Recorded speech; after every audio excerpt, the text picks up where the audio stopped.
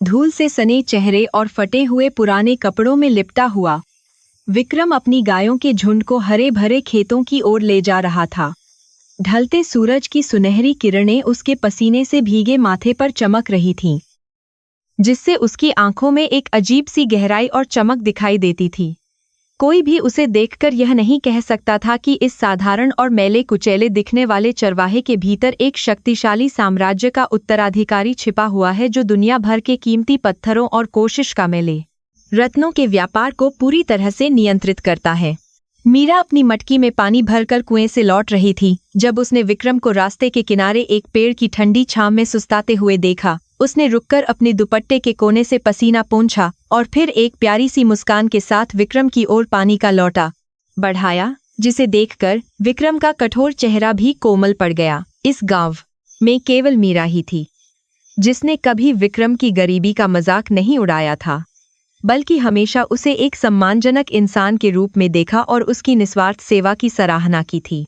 विक्रम ने पानी पीते हुए मीरा की आंखों में देखा और उसे महसूस हुआ कि असली धन संपत्ति और बैंक बैलेंस में नहीं, बल्कि इस तरह की मासूमियत और निस्वार्थ प्रेम में छिपा होता है। उसने अपने अरबों डॉलर के शाइनिंग स्टार जेम्स कॉरपोरेशन की चकाचौंध को बहुत पीछे छोड़ दिया था, क्योंकि वह थक चुका था उन लोगों से जो केवल उसकी हैसियत और रुतबे के लिए उसके करीब आते थे। यहाँ इस धूल भरी मिट्टी में उसे वह सुकून मिल रहा था जिसकी तलाश में उसने अपने शाही महलों और लग्जरी कारों के सुख को स्वेच्छा से त्याग दिया था। अचानक घोड़ों की टापों की आवाज ने गांव की शांति को भंग कर दिया और जमींदार ठाकुर दिग्विजय सिंह अपने अंगरक्षकों के साथ वहां आ धमका। वह अपनी रेशमी पोशाक और भारी सोने की जंजीरों में लदा हुआ था और उसकी आंखों में अहंकार और सत्ता का नशा साफ दिखाई दे रहा था। उसने मीरा को घूरते हुए अपने घोड़े को उसके पास रोका और बहुत ही अपमानजनक लहजे में उससे उसके पिता के पुराने कर्ज के बारे में सवाल करने लगा, जिसे चुकाना मीरा के परिवार के लिए लगभग नामुमकिन था। और यह सब विक्रम चुपचाप देख रहा था। ठाकुर ने अपनी चाबुक हवा में लहराते हुए मीरा को धमकी दी कि यदि उसके पिता ने अगले हफ्ते तक पूरी रकम नहीं लौटाई तो वह उनके छोटे से घर और जमीन के टुकड़े पर कब्जा कर लेगा। मीरा की आंखों में आंसू आ गए, लेकिन उसने अपनी गरिमा बनाए रखी और चुपचाप खड़ी रही, जबकि जमींदार के गुंडे ठहाके लगाकर उसका मजाक उड़ा रहे थे। विक्रम के हाथ अनजाने में मुट्ठियों में भिंच गए और उसकी नसों में दौड़ता हुआ राजसी खून खौलने लगा, लेकिन उसने अपनी पहचान गुप्त रखने के लिए अपने क्रोध पर काबू पाने का प्रयास किया।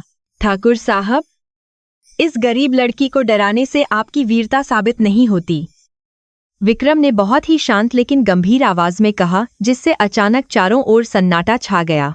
जमींदार ने मुड़कर इस मामूली चरवाहे की ओर देखा और उसके चेहरे पर घृणा के भाव तैरने लगे, क्योंकि उसे विश्वास नहीं हो रहा था कि एक गंदा और गरीब इंसान उसके सामने बोलने की हिम्मत कर सकता है।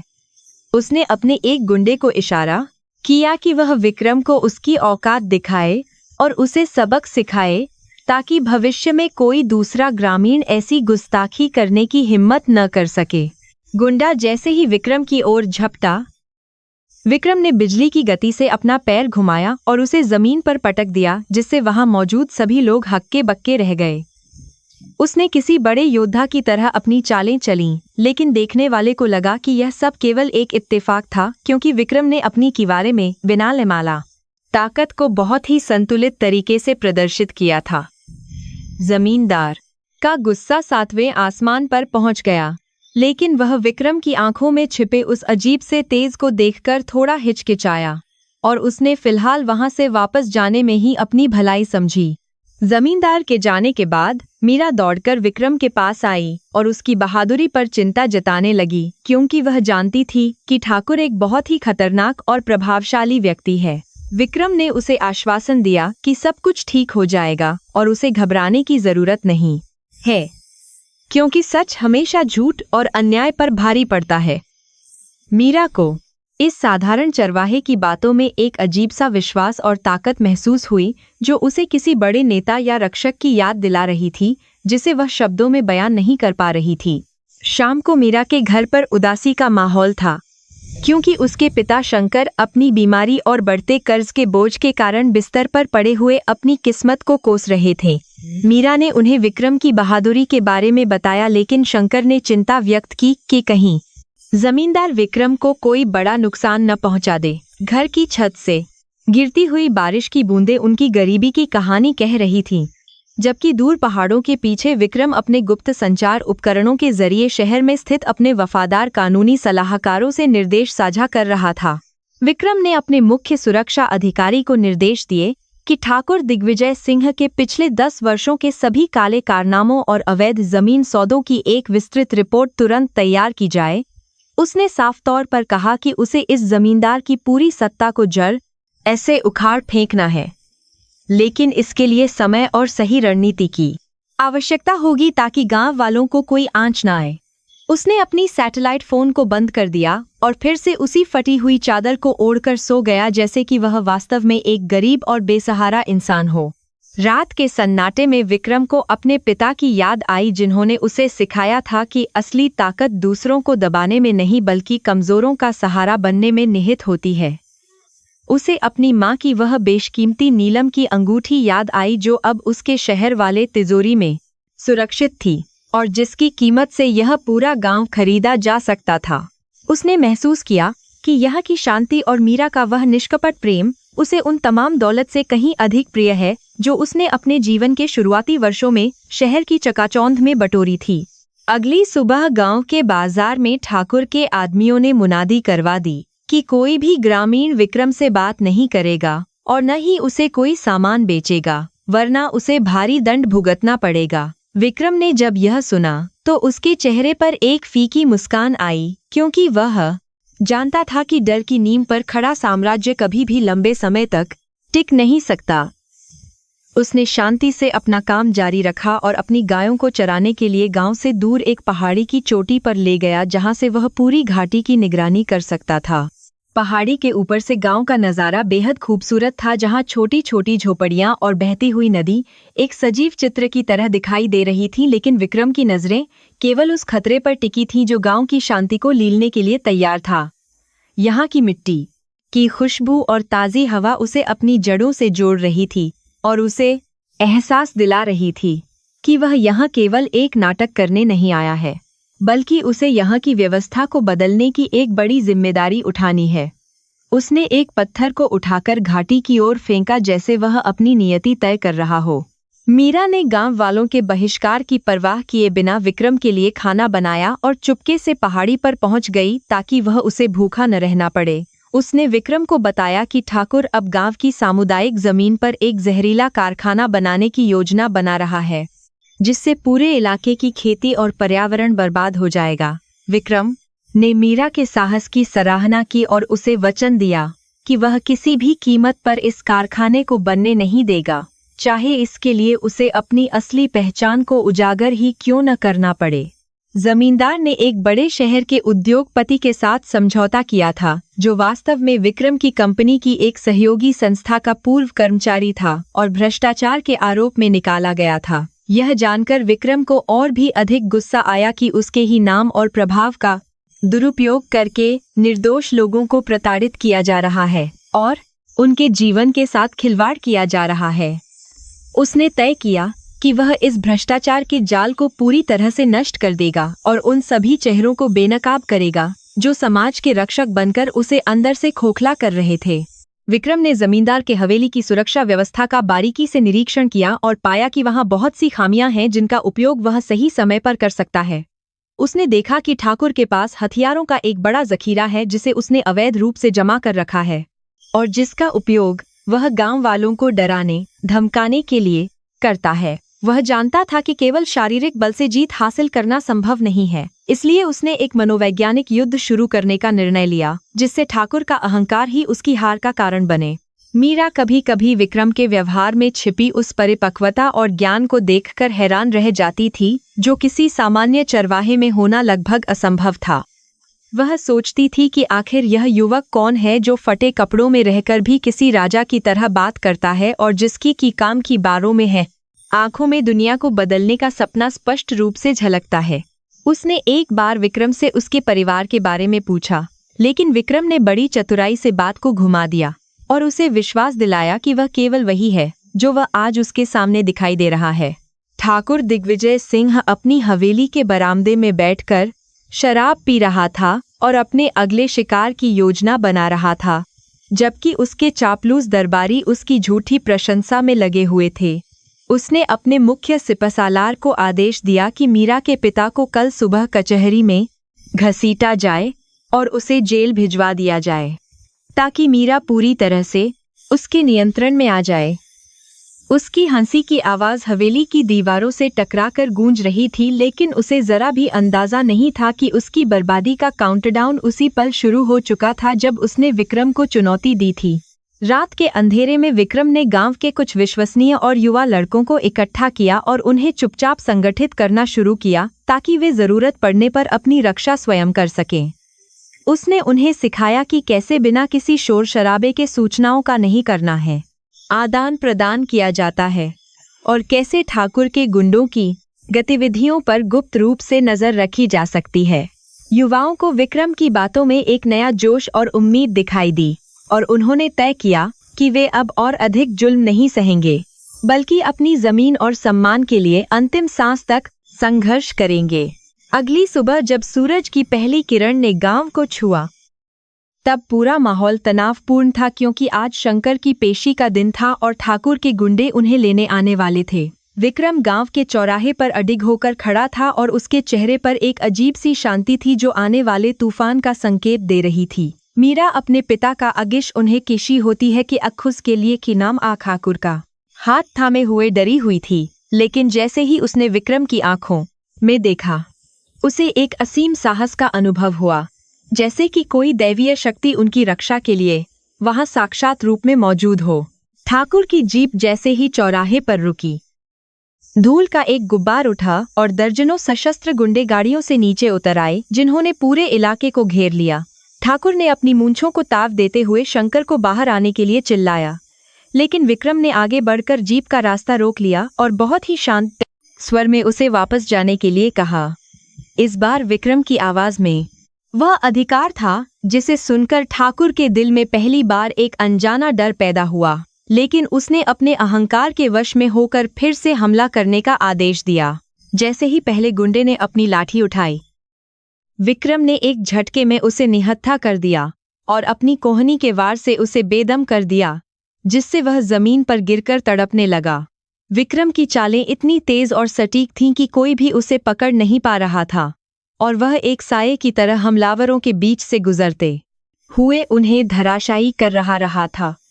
गांव वाले यह देखकर दंग रह गए कि उनके बीच रहने वाला यह साधारण चरवाहा वास्तव में एक महान युद्ध कौशल का धनी है, जो अकेले ही पूरी फौज का सामना कर सकता है। ठाकुर ने डर के मारे अपनी बंदूक निकाल ली, लेकिन विक्रम ने एक छोटा सा पत्थर इतनी सटीकता से फेंका कि बंदूक उसके हाथ से छूटकर दूर जा गिरी और उसका हाथ लहूलुहान हो गया। विक्रम ने ठाकुर के पास जाकर उसकी आंखों में देखते हुए कहा कि आज से इस गांव का कानून बदल गया है और अब यहाँ केवल न्याय का शासन चलेगा, जुल्म का नहीं। उसने ठाकुर को चेतावनी दी कि यदि वह फिर कभी मीरा या किसी ग्रामीण की ओर आंख उठाकर देखेगा तो वह उसका वह हाल करेगा जिसकी उसने कल्पना भी नहीं की होगी। पराजित और अपमानित होकर ठाकुर अपने घायल गुंडों के साथ वहां से भाग खड़ा हुआ, जबकि गांव वाले खुशी से झूम उठे और विक्रम के नाम के नारे लगाने लगे। मीरा की आंखों में गर्व के आंसू थे और उसने विक्रम के पास जाकर उसका धन्यवाद किया, लेकिन विक्रम ने उसे याद दिलाया कि यह केवल एक छोटी सी जीत है और असली लड़ाई अभी बाकी है।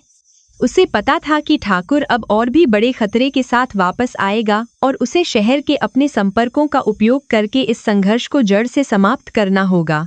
रात को जब पूरा गांव सो रहा था, विक्रम ने अपनी असली पहचान के कुछ दस्तावेज निकाले और उन्हें गौर से देखा जो उसके शाइनिंग स्टार जेम्स के स्वामित्व को प्रमाणित करते थे। उसने महसूस किया कि अब समय आ गया है कि वह अपने कॉरपोरेट साम्राज्य की शक्तियों का उपयोग करे, ताकि वह इस आने लगा है भ्रष्टाचार के जाल को कानूनी और आर्थिक रूप से पूरी तरह नष्ट कर सके। उसने आसमान की ओर देखते हुए संकल्प लिया कि वह मीरा के विश्वास को कभी टूटने नहीं देगा और उसे वह मान सम्मान दिलाएगा जिसकी वह वास्तव में हकदार है। चाहे इसके लिए उसे कुछ भी करना पड़े। विक्रम का अतीत किसी काल्पनिक कथा जैसा था, जहां वह रेशमी बिस्तरों पर सोता था और उसके इशारे पर सैकड़ों नौकर खड़े रहते थे। वह शाइनिंग स्टार जेम्स के साम्राज्य का इकलौता वारिस था, जिसकी चमक दुनिया के हर बड़े शहर के शोरूम में दिखाई देती थी। लेकिन उस चमक धमक और करोड़ों की दौलत के बीच उसे हमेशा एक खालीपन महसूस होता था जो उसे अंदर ही अंदर खाए जा रहा था। उसे डर था कि लोग उसे नहीं बल्कि उसकी तिजोरी को प्यार करते हैं। इसलिए उसने खुद को खोजने का फैसला किया। गांव की इस कच्ची सड़क पर धूल उड़ाते हुए चलना उसे किसी महंगी स्पोर्ट्स कार चलाने से ज्यादा सुकून देता था। यहाँ कोई उसे सर या मिस्टर विक्रम कहकर नहीं पुकारता था, बल्कि वह केवल एक चरवाहा था जिसे लोग उसकी मेहनत के लिए जानते थे। मीरा की सादगी ने उसके दिल के उन कोनों को छू लिया था जहां आज तक कोई भी अमीर लड़की अपनी खूबसूरती और रसूख के बावजूद नहीं पहुंच पाई थी।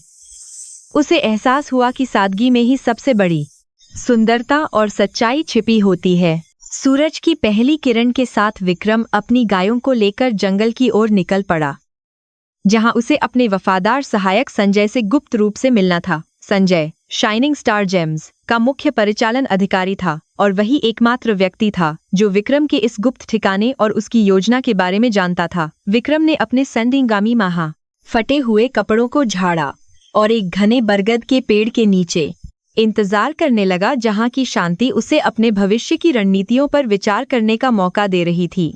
कुछ ही देर में एक काली लग्जरी एसयूवी जंगल के रास्ते पर रुकी और उसमें से संजय बहुत ही सावधानी से बाहर निकला।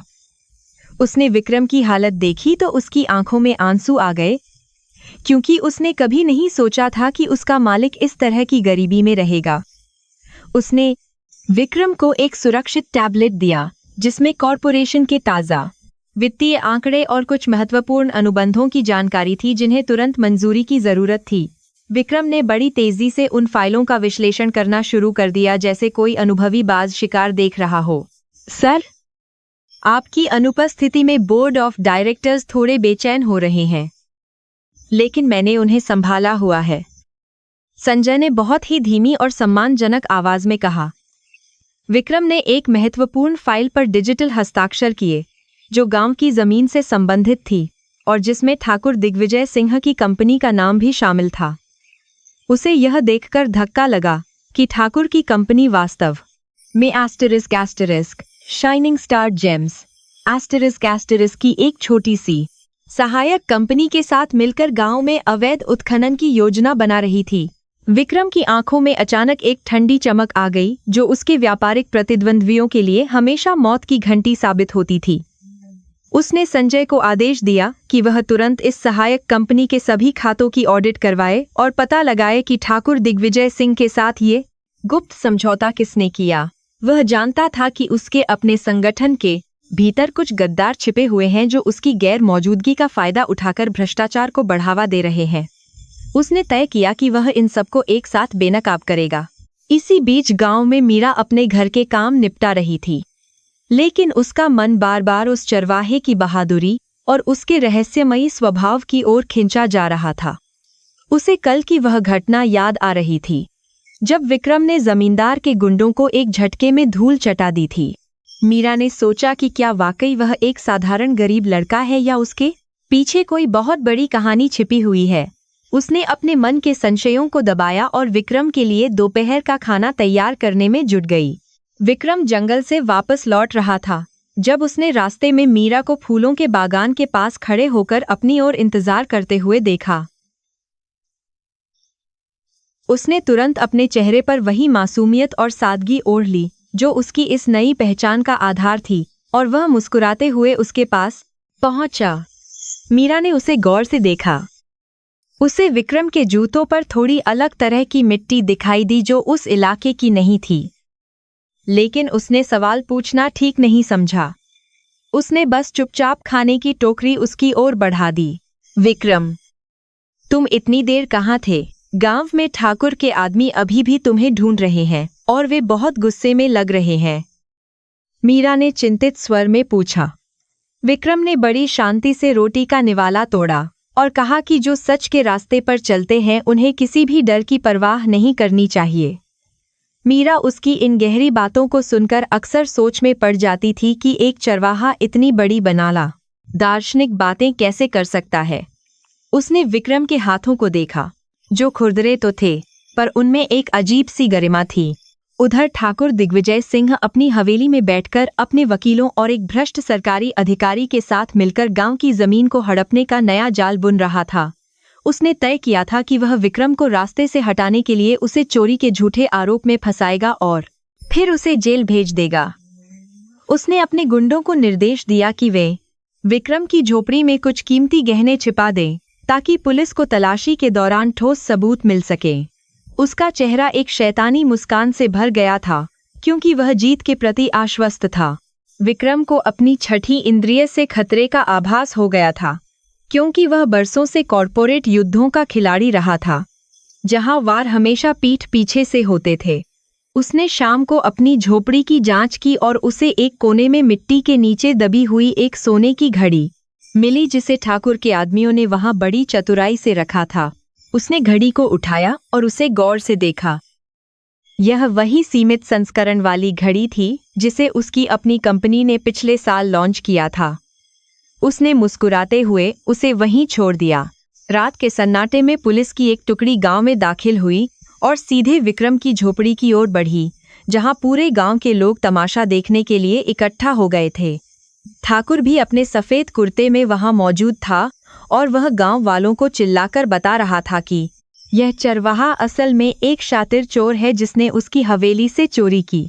दार्जनल विक्रम को रोकते हुए पुलिस इंस्पेक्टर ने विक्रम को बाहर निकाला और तलाशी लेना शुरू किया, जबकि मीरा अपने आंसुओं को रोकते हुए एक कोने में खड़ी होकर भगवान से प्रार्थना कर रही थी। जब पुलिस को वह सोने की घड़ी मिली तो ठाकुर ने विजय की मुद्रा में अपनी मूंछों को ताव दिया और इंस्पेक्टर से कहा कि वह तुरंत विक्रम को गिरफ्तार कर ले। लेकिन विक्रम बिल्कुल शांत खड़ा रहा और उसने पुलिस इंस्पेक्टर के कान में बहुत ही धीमी आवाज में कुछ ऐसा कहा जिससे इंस्पेक्टर के चेहरे का रंग अचानक सफेद पड़ गया। विक्रम ने उसे उस घड़ी के सीरियल नंबर की जांच करने के लिए कहा और उसे बताया कि यह घड़ी वास्तव में शाइनिंग स्टार जेम्स के डेटाबेस में चोरी की रिपोर्ट की गई है। इंस्पेक्टर ने जब अपने वायरलेस सेट पर जानकारी ली तो उसे पता चला कि वह घड़ी वास्तव में ठाकुर दिग्विजय सिंह के ही नाम पर दर्ज थी, जो उसने पिछले महीने कॉरपोरेट टैक्स बचाने के लिए खरीदी थी। यह साफ हो गया कि ठाकुर ने खुद अपनी ही घड़ी को चोरी दिखाकर विक्रम को फंसाने की कोशिश की थी, लेकिन वह खुद ही अपने जाल में उलझ गया। गांव वाले अब ठाकुर पर हंसने लगे थे और पुलिस को मजबूरन वहां से खाली हाथ वापस लौटने पड़ा, क्योंकि उनके पास कोई ठोस गवाह या सबूत नहीं था। मीरा दौड़कर विक्रम के पास आई और उसने राहत की सांस ली, लेकिन मन में अब यह सवाल और भी गहरा हो गया था कि विक्रम को उन तकनीकी जानकारियों के बारे में कैसे पता था। विक्रम ने उसे टालते हुए कहा कि उसने शहर में काम करते वक्त बड़े लोगों की इन काम करते चालों के बारे में काफी कुछ सुना और सीखा था। मीरा ने उसकी आंखों में झांकने की कोशिश की, लेकिन वहां उसे केवल एक शांत गहरा समंदर दिखाई दिया जिसमें बहुत से राज दफन थे। उसे लगा कि वह विक्रम को जितना जानती है वह उतना ही अनजान होता जा रहा है। अगले कुछ दिनों तक गांव में एक अजीब सी खामोशी छाई रही, लेकिन यह तूफान के आने से पहले की शांति थी जिसे विक्रम बखूबी पहचानता था। उसने देखा कि गांव के पानी के मुख्य स्रोत के पास कुछ भारी मशीनें पहुंच रही थीं, जो स्पष्ट रूप से जमीन खोदने और वहां निर्माण कार्य शुरू करने के लिए लाई गई थीं। मीरा के पिता शंकर ने बताया कि ठाकुर ने पूरे गांव की सिंचाई व्यवस्था को ठप करने का आदेश दे दिया है, ताकि लोग अपनी जमीनें औने पौने दामों में बेचने पर मजबूर हो जाएं और गांव छोड़ दें। विक्रम ने महसूस किया कि अब केवल बचाव करने से काम नहीं चलेगा और उसे ठाकुर के व्यापारिक साम्राज्य पर सीधा प्रहार करना होगा, जिससे उसकी आर्थिक रीढ़ टूट जाए। उसने रात के समय फिर से संजय को फोन किया और उसे निर्देश दिया कि वे ठाकुर की उन सभी संपत्तियों को खरीदना शुरू करें जो बाजार में कर्ज के बदले गिरवी रखी गई हैं। उसने अपनी व्यक्तिगत संपत्ति का एक छोटा सा हिस्सा इस्तेमाल करने का फैसला किया, जो किसी भी सामान्य छोटे शहर के बजट से कई गुना ज्यादा था। उसने व्यापारिक युद्ध के मैदान को पूरी तरह सजा लिया था। मीरा को इस बात का बहुत बुरा लग रहा था कि विक्रम उसकी और गांव की मदद के लिए अपनी जान जोखिम में डाल रहा है और बदले में उसे केवल तिरस्कार मिल रहा है। उसने एक शाम विक्रम के साथ गांव के मंदिर के पीछे वाली नदी के किनारे बैठकर अपने दिल की बात कही और उसे गांव छोड़कर कहीं दूर चले जाने की सलाह दी। विक्रम ने उसका हाथ धीरे से थामा और उसे विश्वास दिलाया कि वह जहां भी जाएगा वह उसके साथ किए गए वादों को कभी नहीं भूलेगा। विक्रम, तुम मेरे लिए एक फरिश्ते की तरह हो, लेकिन मैं नहीं चाहती कि मेरे कारण तुम्हें कोई बड़ी मुसीबत का सामना करना पड़े, क्योंकि ठाकुर बहुत शक्तिशाली है, मीरा ने धीमी आवाज में कहा। विक्रम ने मुस्कुराते हुए कहा कि असली शक्ति हथियारों या पैसों में नहीं, बल्कि सत्य और धैर्य में होती है, जिसे दुनिया की कोई भी सेना नहीं हरा सकती। मीरा को विक्रम की इन बातों से एक अनोखी हिम्मत मिली और उसे महसूस हुआ कि उसके जीवन में इस युवक के आने से सब कुछ बदल गया है। शहर में शाइनिंग स्टार जेम्स के मुख्यालय में एक आपातकालीन बैठक बुलाई गई, जहां बोर्ड के सदस्यों को सूचित किया गया कि कंपनी एक नया बड़ा प्रोजेक्ट शुरू करने वाली है। विक्रम ने संजय के माध्यम से यह संदेश भेजा कि यह बादिया को कंपनी की बादिया की कानी साधारी के मुख्यालय में एक आपातकालीन बैठक बुलाई गई, जहां बोर्ड के सदस्यों को सूचित किया गया। प्रोजेक्ट उसी गांव के विकास के लिए होगा जहां वह वर्तमान में रह रहा है, लेकिन उसका नाम गुप्त रखा जाएगा। कॉर्पोरेट जगत में हलचल मच गई, क्योंकि कोई नहीं जानता था कि अचानक कंपनी का मालिक इस सुदूर गांव में इतनी दिलचस्पी क्यों ले रहा है और वह क्या हासिल करना चाहता है। ठाकुर दिग्विजय सिंह को जब पता चला कि उसकी आर्थिक स्थिति डगमगा रही है और उसके गुप्त बैंक खातों की जांच शुरू हो गई है, तो वह पूरी तरह से बौखला गया। उसने अपने विश्वसनीय सहयोगियों को बुलाया और उन्हें आदेश दिया कि वे किसी भी तरह से उस व्यक्ति का पता लगाएं जो पर्दे के पीछे से उसके खिलाफ ये सारी चालें चल रहा है।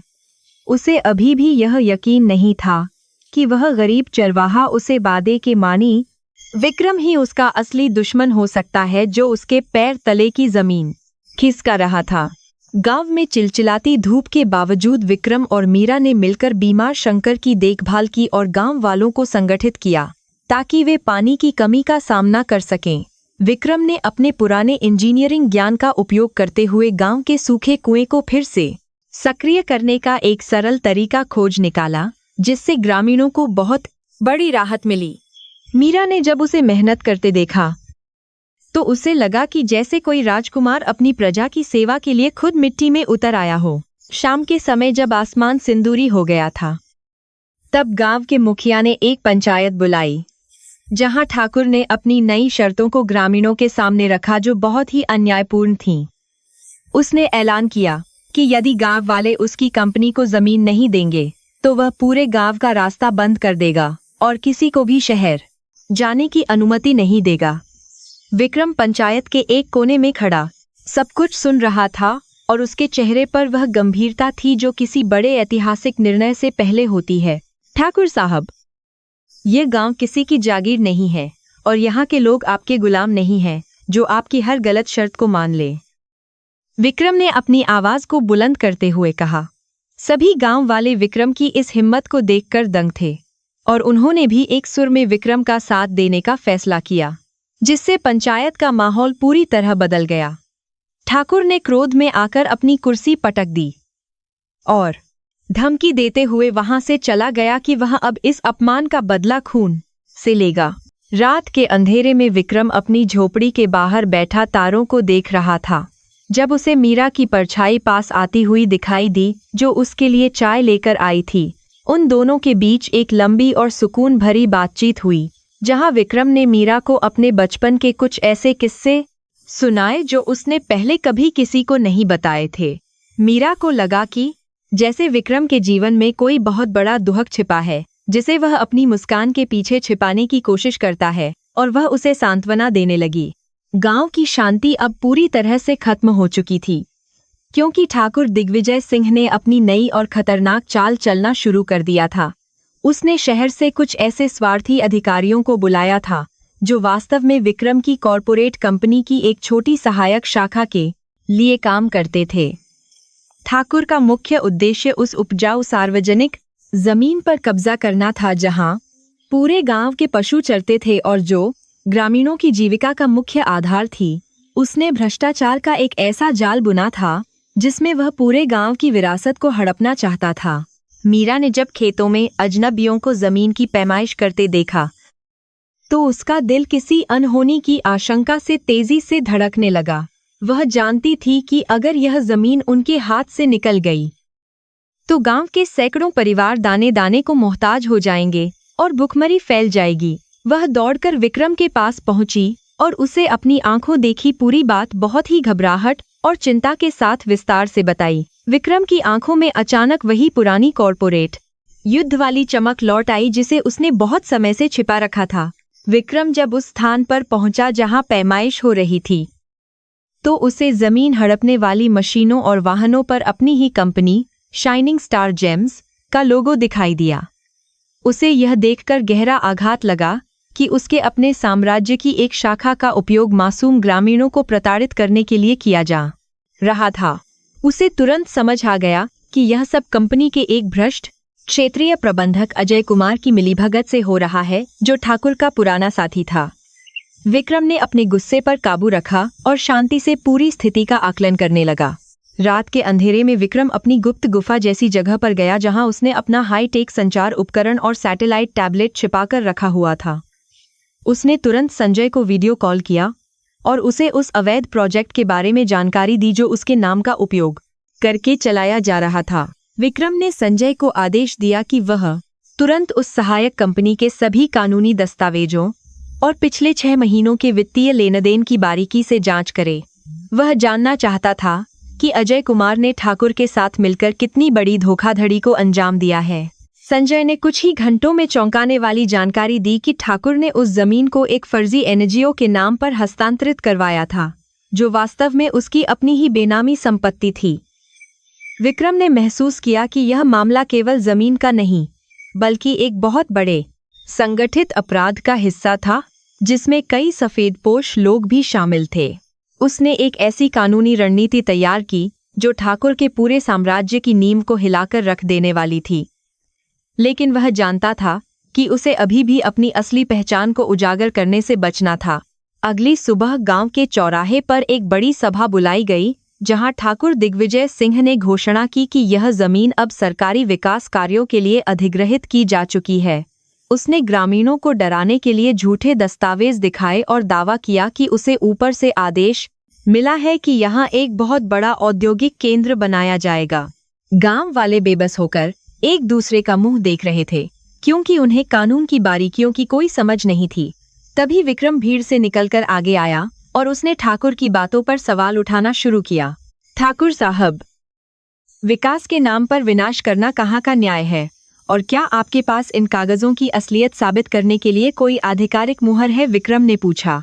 उसकी आवाज में वह अधिकार और स्पष्टता थी जिसे सुनकर ठाकुर के माथे पर पसीने की बूंदें चमकने लगीं, क्योंकि उसे उम्मीद नहीं थी कि कोई चरवाहा ऐसे सवाल करेगा। ग्रामीणों में भी विक्रम की हिम्मत देखकर एक नई ऊर्जा का संचार हुआ और उन्होंने भी जोर शोर से ठाकुर के खिलाफ विरोध प्रदर्शन करना शुरू कर दिया, जिससे वहां तनाव बढ़ गया।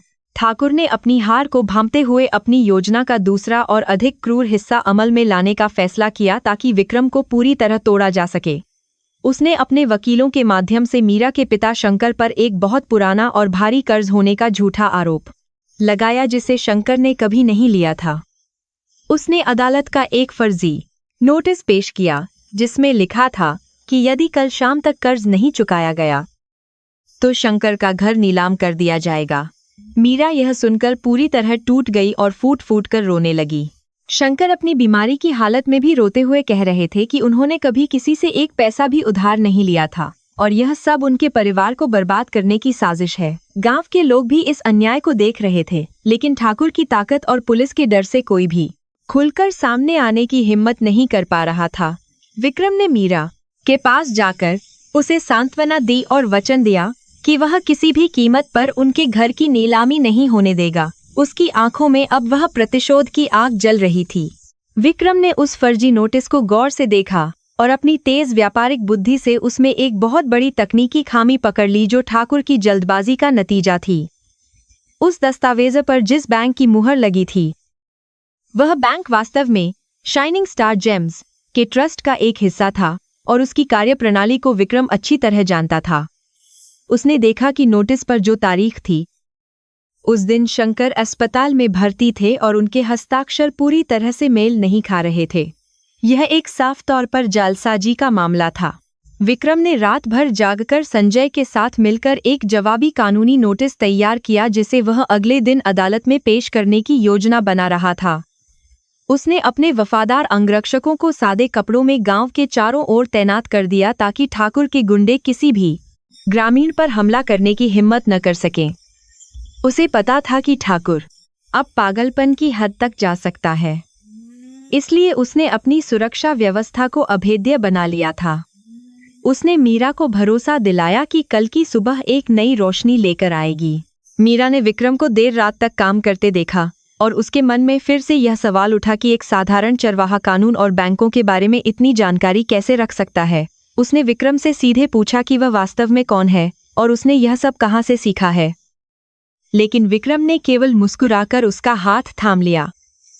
उसने कहा कि वक्त आने पर वह उसे सब कुछ बता देगा, लेकिन अभी सबसे महत्वपूर्ण बात गांव और उसके परिवार की रक्षा करना है। मीरा को उसकी सच्चाई पर पूरा भरोसा था। अगली सुबह ठाकुर अपने गुंडों और एक भ्रष्ट तहसीलदार के साथ मीरा के घर की नीलामी करने पहुंच गया ताकि वह पूरे गांव को अपनी ताकत का एहसास करा सके। उसने ऊंची आवाज में बोली लगाना शुरू किया और अपने ही एक आदमी को घर खरीदने का नाटक करने के लिए खड़ा कर दिया ताकि सब कुछ कानूनी लगे। गांव वाले वहां तमाशबीन बनकर खड़े थे और मीरा का परिवार बेबसी में अपने घर को छीनते हुए देख रहा था। तभी विक्रम वहां पहुंचा और उसने पूरी प्रक्रिया को तुरंत रोकने का आदेश दिया। ठाकुर ने विक्रम का मजाक उड़ाते हुए कहा कि एक कंगाल चरवाहा अब उसे कानून सिखाएगा और उसने अपने आदमियों को विक्रम को वहां से हटाने का इशारा किया। लेकिन विक्रम ने जेब से एक लिफाफा निकाला और उसे तहसीलदार की ओर बढ़ाते हुए कहा कि यह माननीय उच्च न्यायालय का स्टे ऑर्डर है जिसने इस नीलामी पर रोक लगा दी है। तहसीलदार ने जब कागज देखे तो उसके होश उड़ गए, क्योंकि वह कोई साधारण कागज नहीं बल्कि शहर के सबसे बड़े कानूनविद द्वारा जारी किया गया आदेश था। विक्रम ने ठाकुर की आंखों में देखते हुए कहा कि उसने न केवल फर्जी दस्तावेज बनाए हैं बल्कि एक बीमार व्यक्ति को मानसिक रूप से प्रताड़ित करने का जघन्य अपराध भी किया है। उसने घोषणा की कि ठाकुर की कंपनी के खिलाफ भी जांच शुरू हो गई है और बहुत महंगा जल्द उसे अपनी बेनामी संपत्तियों का हिसाब देना होगा। ठाकुर गुस्से में कांपने लगा और उसने अपनी बंदूक निकालने की कोशिश की, लेकिन विक्रम ने फुर्ती से उसका हाथ मरोड़ दिया और बंदूक छीनकर जमीन पर फेंक दी। पूरे गांव में विक्रम की जय जयकार होने लगी और ग्रामीणों का डर अब धीरे धीरे कम होने लगा, क्योंकि उन्हें एक ऐसा नेता मिल गया था जो वाकई लड़ना जानता था। मीरा ने दौड़कर अपने पिता को गले लगा लिया और उसकी आंखों से खुशी के आंसू बहने लगे, क्योंकि उनका घर और सम्मान दोनों बच गए थे।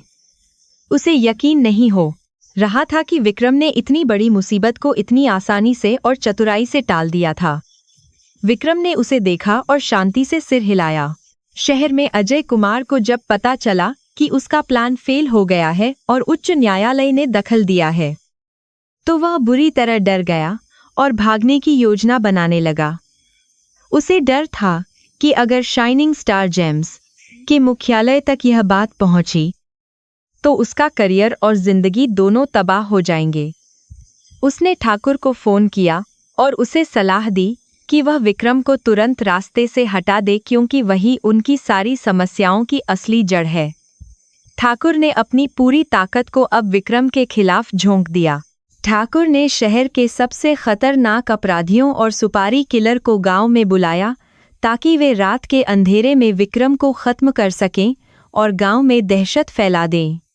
उसे लग रहा था कि विक्रम केवल अपनी चतुराई से जीत रहा है, लेकिन उसे विक्रम की शारीरिक शक्ति और कौंक आगे अबीकर के विक्रम के शारीरिक शक्ति और कौंक आगे अबीकर को केवास कर युद्ध कौशल का जरा भी अंदाजा नहीं था।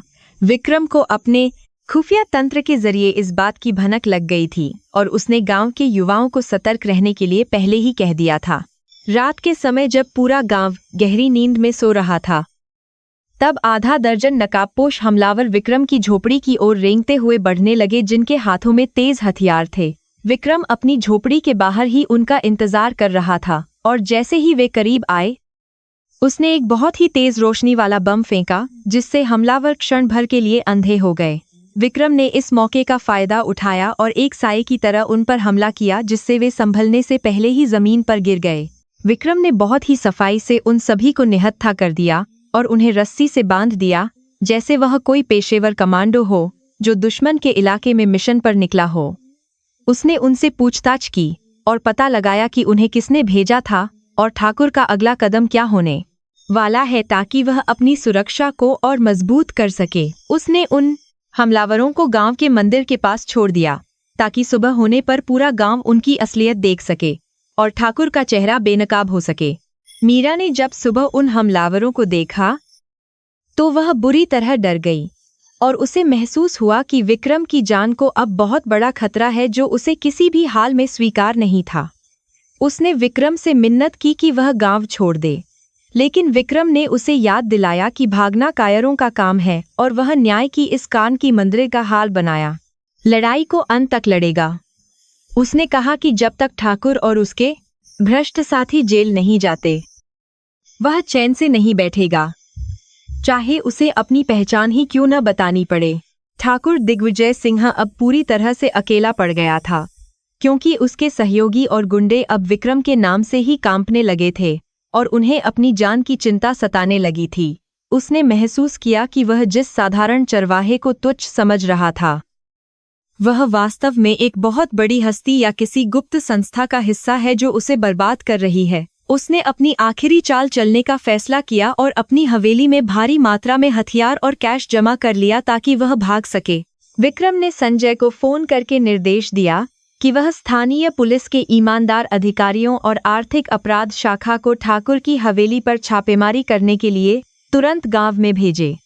उसने अपने पास मौजूद उन सभी सबूतों को सुरक्षित कर लिया था जो ठाकुर और अजय कुमार के बीच हुए अवैध समझौतों और रिश्वतखोरी को पूरी तरह से साबित करते थे। वह जानता था कि यह प्रहार अंतिम होगा और इसके बाद ठाकुर कभी भी सिर उठाने के काबिल नहीं बचेगा, क्योंकि कानून अपना काम करेगा। गांव की सामुदायिक जमीन अब सुरक्षित थी और अदालत ने उस पर किसी भी प्रकार के निर्माण कार्य पर रोक लगा दी थी, जिससे ग्रामीणों की सबसे बड़ी चिंता दूर हो गई थी। विक्रम ने ग्रामीणों को सिखाया कि कैसे वे अपनी जमीन का उपयोग सामूहिक रूप से करके अपनी आय बढ़ा सकते हैं और बिचौलियों के चंगुल से बच सकते हैं। मीरा ने विक्रम के इस रूप को देखा और उसे लगा कि वह केवल एक प्रेमी नहीं, बल्कि पूरे गांव का मसीहा बनकर उभरा है। जैसे जैसे दिन बीत रहे थे, विक्रम और मीरा के बीच का बंधन और भी गहरा होता जा रहा था, लेकिन विक्रम के मन में अभी भी वह अपराधबोध था कि उसने मीरा से अपनी पहचान छिपाई है। वह जानता था कि जल्द ही वह समय आएगा जब उसे अपना सूट बूट पहनकर वापस दुनिया के सामने आना होगा, और तब मीरा की क्या प्रतिक्रिया होगी, यही उसका सबसे बड़ा डर था। उसने तय किया कि वह अपनी सच्चाई को एक सुंदर तरीके से प्रकट करेगा ताकि मीरा को उसके प्यार पर शक न हो। शहर की हलचल भरी सड़कों पर विक्रम एक मामूली मुसाफिर की तरह चल रहा था, लेकिन उसके इरादे बहुत ही ऊंचे और स्पष्ट थे। उसने एक साधारण बस का सहारा लिया ताकि उसकी गतिविधियों पर किसी को भी संदेह न हो और वह चुपचाप अपने गंतव्य तक पहुंच सके। गांव की धूल अभी भी उसके कपड़ों पर लगी हुई थी, पर उसकी आंखों में वह तेज था जो केवल एक अनुभवी रणनीतिकार में ही पाया जाता है। वह जानता था कि अब वक्त आ गया है कि वह उन सफेदपोश अपराधियों को सीधे चेतावनी दे। वह अपनी कंपनी के एक गुप्त सुरक्षित घर में पहुंचा, जहां उसके लिए पहले से ही सभी सुविधाएं मौजूद थीं, और वहां उसने अपने साधारण कपड़ों को त्याग दिया। जैसे ही उसने अपना महंगा इतालवी सूट पहना और अपनी कलाई पर लग्जरी घड़ी बांधी, उसका पूरा व्यक्तित्व ही बदल गया और वह फिर से करोड़ों का मालिक बन गया। शीशे में अपनी छवि देखते हुए उसे एहसास हुआ कि शक्ति केवल बाहरी दिखावे में नहीं, बल्कि आंतरिक संकल्प में होती है। उसने एक गहरी सांस ली और सीधे उस कॉर्पोरेट बैठक की ओर चल पड़ा। शहर के सबसे आलीशान होटल के प्राइवेट मीटिंग रूम में शाइनिंग स्टार जेम्स के सहयोगी कार्यालय के वरिष्ठ अधिकारी और अजय कुमार एक गुप्त बैठक कर रहे थे। वे अपनी जीत का जश्न मनाने ही वाले थे कि अचानक कमरा खुलता है और विक्रम एक शांत गरिमा के साथ अंदर प्रवेश करता है जिससे सन्नाटा छा जाता है। किसी ने भी उसे पहले कभी आमने सामने नहीं देखा था, लेकिन उसका रसूख और उसके चेहरे का तेज यह बताने के लिए काफी था कि वह कोई मामूली इंसान नहीं है। अजय कुमार ने उसे पहचानने की कोशिश की, लेकिन विक्रम ने अपनी पहचान उजागर करने के बजाय एक शक्तिशाली रणनीतिकार के रूप में अपनी बात रखनी शुरू की, जिससे सब हैरान रह गए।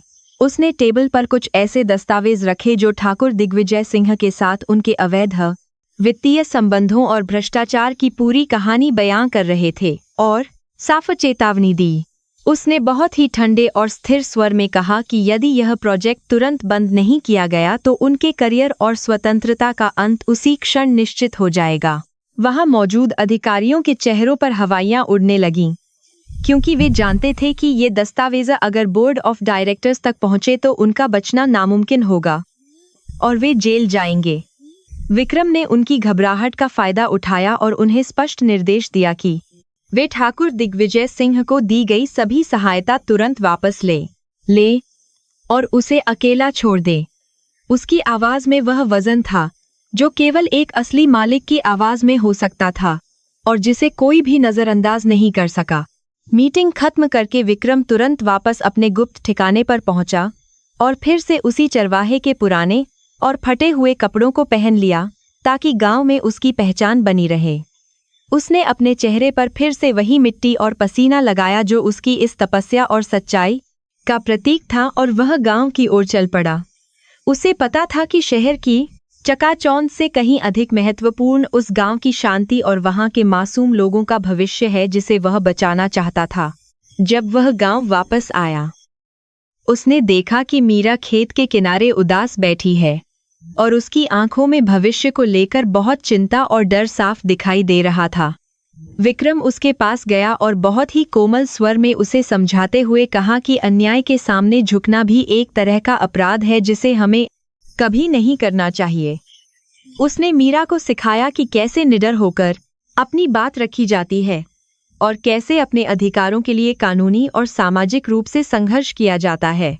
मीरा, याद रखो कि तुम्हारी ताकत तुम्हारी आत्मा में है, किसी और की दी हुई अनुमति में नहीं।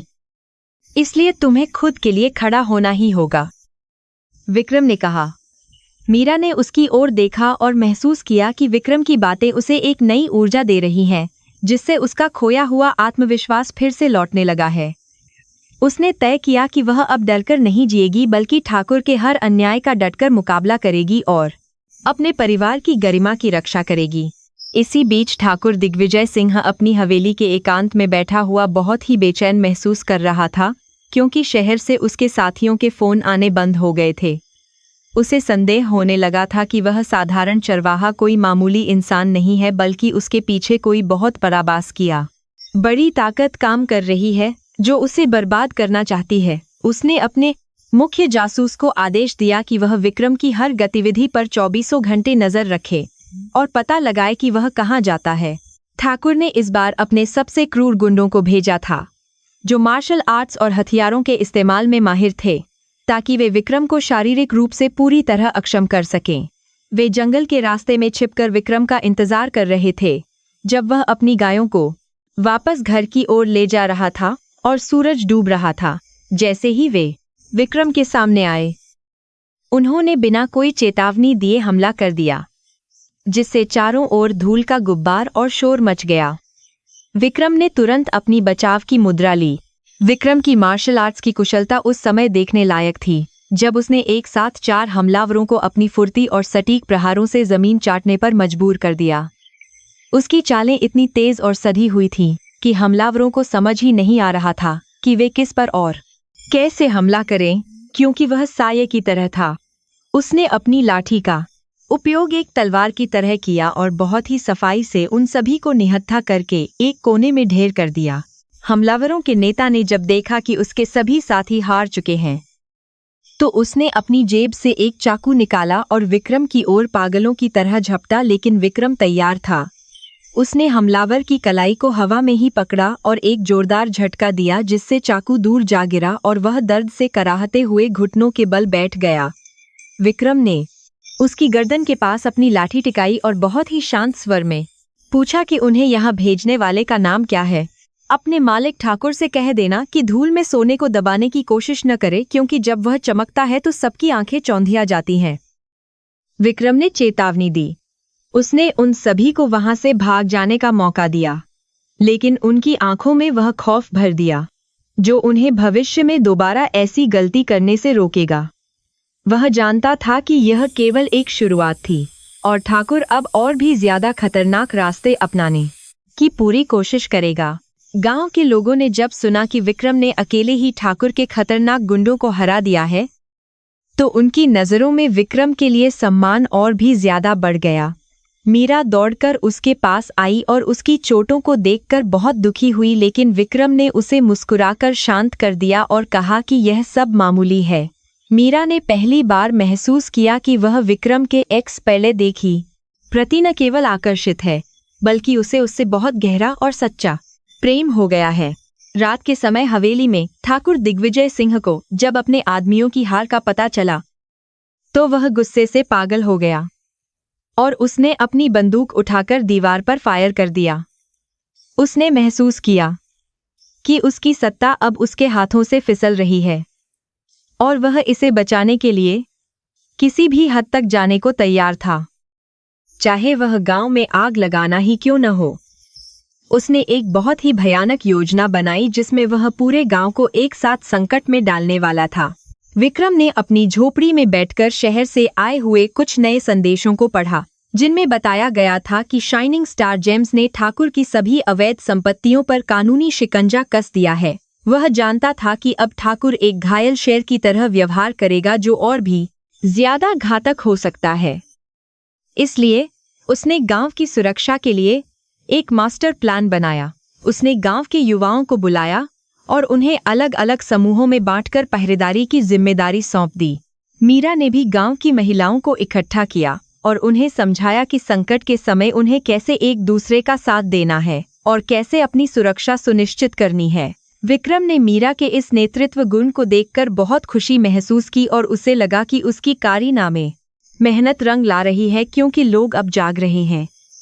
उसे एहसास हुआ कि असली बदलाव केवल पैसों से नहीं, बल्कि लोगों की सोच और साहस को बदलने से ही आता है। अगले दिन की सुबह एक बहुत ही अजीब सी शांति लेकर आई थी, जो अक्सर किसी बड़े तूफान के आने से पहले महसूस की जाती है, और पूरा गांव जैसे थमा हुआ था। विक्रम अपनी पहाड़ी पर चढ़ गया, जहां से वह ठाकुर की हवेली और गांव के प्रवेश द्वार दोनों पर एक साथ नजर रख सकता था और रणनीति बना सकता था। उसके पास एक छोटा सा वायरलेस डिवाइस था, जिससे वह शहर में मौजूद अपनी सुरक्षा टीम के साथ लगातार संपर्क में बना हुआ था। ठाकुर ने शहर के कुछ भ्रष्ट पुलिस अधिकारियों को भारी रिश्वत दी थी ताकि वे गांव में आएं और विक्रम को किसी झूठे मामले में गिरफ्तार करके अपने साथ ले जाएं और फिर रास्ते में मार दें। विक्रम को इस साजिश की भनक पहले ही लग चुकी थी, इसलिए उसने गांव के बाहर ही एक ऐसा जाल बिछाया था जिसमें वे पुलिस वाले खुद ही उलझने वाले थे। उसने न्याय की इस लड़ाई को अब कानून के दायरे में रहकर ही जीतने का फैसला कर लिया था। जब पुलिस की गाड़ी गांव में पहुंची, तो विक्रम भागने के बजाय उनके सामने खुद ही आ गया और बहुत ही शांति से उनके साथ चलने को तैयार हो गया, जिससे पुलिस वाले हैरान थे। मीरा और गांव वाले पुलिस की गाड़ी के सामने खड़े हो गए और उन्होंने विक्रम को ले जाने का विरोध किया, लेकिन विक्रम ने उन्हें हाथ उठाकर शांत रहने का इशारा किया। उसने मीरा की आंखों में देखा और उसे बिना कुछ बोले ही यह संदेश दिया कि वह बिल्कुल सुरक्षित वापस आएगा। पुलिस की गाड़ी जैसे ही गांव की सीमा से बाहर निकली, विक्रम ने अपनी जेब से एक रिकॉर्डर निकाला और इंस्पेक्टर को वे सभी बातचीत सुनाई जो उसने ठाकुर के साथ की थी। इंस्पेक्टर का चेहरा डर के मारे पीला पड़ गया, क्योंकि उस रिकॉर्डिंग में उसकी अपनी आवाज भी थी जो रिश्वत लेने और मर्डर की साजिश रचने की बात कर रही थी। विक्रम ने उसे बताया कि यह रिकॉर्डिंग सीधे मुख्यालय भेजी जा चुकी है और अब उनका बचना बिल्कुल नामुमकिन है। विक्रम के पास मौजूद तकनीक और उसके प्रभाव ने उन भ्रष्ट पुलिस वालों को घुटने टेकने पर मजबूर कर दिया और उन्होंने तुरंत अपना रास्ता बदल लिया और ठाकुर के खिलाफ गवाह बनने को तैयार हो गए। विक्रम ने उन्हें निर्देश दिया कि वे ठाकुर की हवेली पर जाकर उसे यह सूचना दें कि विक्रम को मार दिया गया है, ताकि वह अपनी अगली चाल चले और पकड़ा जाए। यह एक बहुत बड़ा जुआ था जिसे विक्रम ने बहुत ही सधे हुए तरीके से खेला था। जब ठाकुर को यह खबर मिली कि विक्रम का काम तमाम हो गया है, तो उसने अपनी हवेली में एक बड़ी पार्टी का आयोजन किया और अपने सभी भ्रष्ट साथियों को वहां जश्न मनाने के लिए आमंत्रित किया। वह बहुत खुश था क्योंकि उसे लगा कि अब उसका रास्ता पूरी तरह से साफ हो गया है और वह अपनी मनमानी कर सकता है। लेकिन उसे जरा भी अंदाजा नहीं था कि उसकी यह खुशी बहुत ही कम समय के लिए है और काल उसके द्वार पर खड़ा है। मीरा गांव में बहुत परेशान थी और वह लगातार भगवान से विक्रम की सलामती की दुआ मांग रही थी, क्योंकि उसे अभी तक कोई खबर नहीं मिली थी कि वह कहाँ है और कैसा है। तभी उसे गांव के एक लड़के ने आकर बताया कि उसने विक्रम को पुलिस के साथ नहीं बल्कि शहर की एक बहुत बड़ी कार में जाते हुए देखा है। मीरा यह सुनकर बहुत उलझन में पड़ गई, लेकिन उसे अपने दिल के किसी कोने में यह विश्वास था कि विक्रम सुरक्षित है। विक्रम अब शहर में अपने मुख्यालय के वार रूम में था, जहां से वह ठाकुर की आर्थिक और सामाजिक स्थिति पर अंतिम प्रहार करने की तैयारी कर रहा था, ताकि उसे फिर से उठने का मौका न मिले। उसने संजय को आदेश दिया कि अगले 24 घंटों के भीतर ठाकुर की सभी फैक्ट्रियों और व्यापारिक ठिकानों पर छापेमारी की जाए और उन्हें सील कर दिया जाए। उसने अपनी पूरी टीम को अलर्ट कर दिया था और खुद इस ऑपरेशन का नेतृत्व कर रहा था। रात का अंधेरा गांव पर अपनी चादर फैला चुका था और विक्रम चुपचाप गांव की पगडंडियों पर चल रहा था। उसे शहर के अपने मिशन से वापस लौटते हुए एक अजीब सी बेचैनी महसूस हो रही थी, जैसे कुछ बहुत बुरा होने वाला हो। जब वह गांव के करीब पहुंचा तो उसने देखा कि मीरा के घर की खिड़कियां खुली हुई थीं और वहां कोई हलचल नहीं थी। उसके मन में आशंका के बादल मंडराने लगे और उसकी चाल और भी तेज हो गई, क्योंकि उसे बहुत बड़े खतरे का साफ आभास हो रहा था। मीरा के घर के अंदर का दृश्य देखकर विक्रम का खून खौल उठा, क्योंकि पूरा सामान बिखरा हुआ था और शंकर जमीन पर बेसुध पड़े थे। विक्रम ने तुरंत उन्हें संभाला और पानी की कुछ बूंदें उनके चेहरे पर छिड़कीं ताकि उन्हें होश आ सके और सच्चाई का पता चल सके।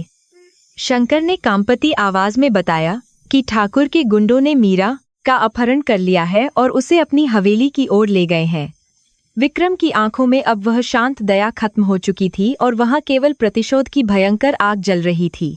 विक्रम ने अपनी फटी हुई चादर को उतार फेंका और अपनी असली ताकत को महसूस किया, जो उसने इतने दिनों से दबाकर रखी थी।